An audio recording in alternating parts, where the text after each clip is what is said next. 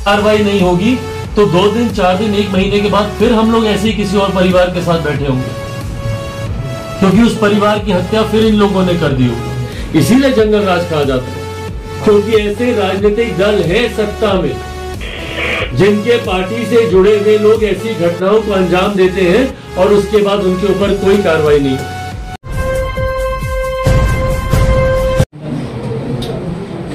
जवाब दे मुख्यमंत्री जी, जब वो बोलते हैं कि सब कुछ ठीक है और किसी के कहने से थोड़े ना हो जाता है, यही सब बोलते हैं। आंकड़े भी कुछ दिन पहले दिखा रहे थे कि बाकी जगह देखिए, यहाँ देखिए।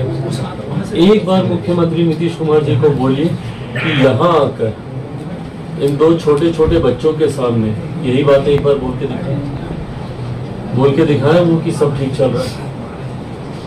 एक किसी पीड़ित परिवार से मुख्यमंत्री नीतीश कुमार जी मिल लें तो उनको समझ में आएगा कि आज उनका बिहार, जिसका प्रतिनिधित्व पिछले 18 सालों से निरंतरता में वो करते आ रहे हैं, छलनी हो रखा है बिहार। कौन सा ऐसा बिहार का गांव है जहां पर हत्या का मातम ना बन रहा? ना जाने अनगिनत माओ की गोली सुनी हुई है, बच्चों के सर से उनके पिता का हाथ हटा है, कितनी मांग उजड़ी है, इसका शायद मुख्यमंत्री को अंदाजा भी नहीं, और शायद वो अंदाजा लगा भी नहीं सकते। क्यों? क्योंकि उन्होंने कभी किसी बिहारी के दुख दर्द में शामिल होना जरूरी ही नहीं समझा। भाई मैं आज यहाँ पर आया हूँ, मेरी कोई हैसियत नहीं है, मैं कुछ नहीं कर सकता। बिहार सरकार का मैं हिस्सा नहीं हूँ, और जो भी भारत के संघीय ढांचे को समझता है वो जानता है कि पूर्णतः राज्य सरकार के अंतर्गत आने वाला ये विषय। पर मैं कितनी मदद कर पाऊं, नहीं कर पाऊं, दुख बांटने से कम होता है, इस सोच के साथ मैं हर उस परिवार के साथ खड़े होने का प्रयास करता हूं। जब मैंने भी अपने पिता को खोया तो जिन लोगों ने मुझे सहारा दिया, मैं समझ सकता हूं भाई कि उस वक्त एक छोटा सा भी सहारा आपके लिए कितनी बड़ी ताकत बनता है। ऐसे में सोचिए अगर मुख्यमंत्री नीतीश कुमार जी अगर ऐसी घटनाओं पर जाते, कल भी मैंने सिर्फ अपराध को लेकर फेसबुक लाइव पे कल हम बैठे थे थोड़ी देर, और इन्हीं तमाम बातों का हमने कल वहां पे जिक्र किया। मुख्यमंत्री नीतीश कुमार जी का ऐसी जगहों पर जाना या ऐसे पीड़ित परिवारों से मिलना, परिवार को तो न्याय की आस बांधता ही है, पर सोचिए उन अपराधियों के मनोबल कितना टूटेगा कि भाई उस राज्य का मुख्यमंत्री, जो उस राज्य का गृह मंत्री भी है, वो कम से कम उस पीड़ित परिवार के साथ खड़ा है। आज इतने दिन बीत जाने के बाद, कितना 24-25 दिन बीत गया, 26 दिन बीतने के बाद भी आज भी मुख्य आरोपी फरार है। और ये किससे छुपा हुआ है भाई? परिवार 2018 से लगातार स्थानीय प्रशासन को लिखित रूप में इस बात की जानकारी दे रहा है कि उनको आशंका थी कि उनके साथ कोई अनहोनी हो सकती है। बार बार लिखित रूप में ये तमाम बातें दी गई हैं।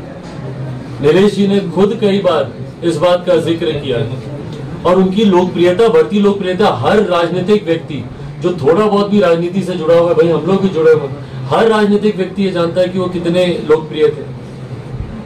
ना दिन देखा ना रात देखा, समाज, क्षेत्र, प्रदेश के लोगों को जब उनकी जरूरत महसूस हुई, एक पांव पर खड़े होने वाले वो व्यक्ति थे। और आज उनकी इस तरीके से निर्मम हत्या कर दी जाती है, और 26 दिन बीतने के बाद भी आज भी आरोपी खुलेआम घूम रहे हैं। किस तरीके का लॉ एंड ऑर्डर है ये प्रदेश में, बताइए? और ये वो एक ऐसा नाम जो कि लोकप्रियता में है, जो जनप्रतिनिधि की भूमिका में है, जिनका परिवार समाज सेवा में रहा, उनके पिताजी रहे। उस परिवार को अगर न्याय मिलने में अगर इतनी मेहनत, इतना कष्ट उठाना पड़े, तो सोचिए फिर एक आम बिहारी का क्या होगा। और यही कारण है क्योंकि पीड़ित परिवारों को न्याय नहीं मिलता। इससे पहले भी जो आरोपी हैं भाई, उनके ऊपर अगर पहले ही कार्रवाई हो गई होती तो आज संभवतः ये घटना नहीं घटती। और आज भी अगर कार्रवाई नहीं होगी तो 2 दिन 4 दिन 1 महीने के बाद फिर हम लोग ऐसे ही किसी और परिवार के साथ बैठे होंगे, क्योंकि उस परिवार की हत्या फिर इन लोगों ने कर दी होगी। ये सिलसिला तो कभी रुकेगा ही नहीं जब तक आरोपी पकड़े नहीं जाएंगे।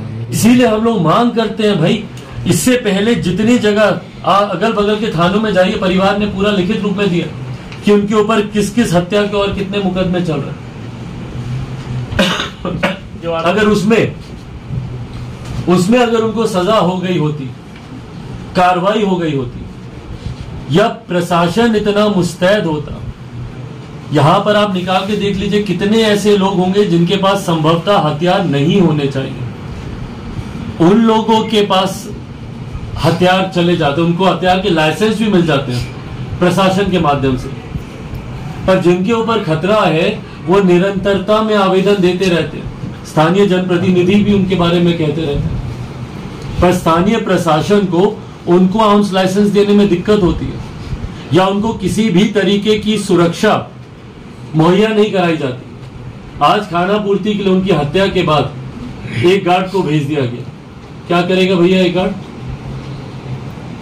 जहां पर ये लोग रहते हैं अगल बगल में ही उन लोगों का भी परिवार है जो आरोपी है, बच्चे स्कूल जाते हैं, एक गार्ड कितने को संभालेगा? एक के साथ स्कूल जाएगा या दूसरी बच्ची के साथ जाएगा, या परिवार के लोगों को देखेगा?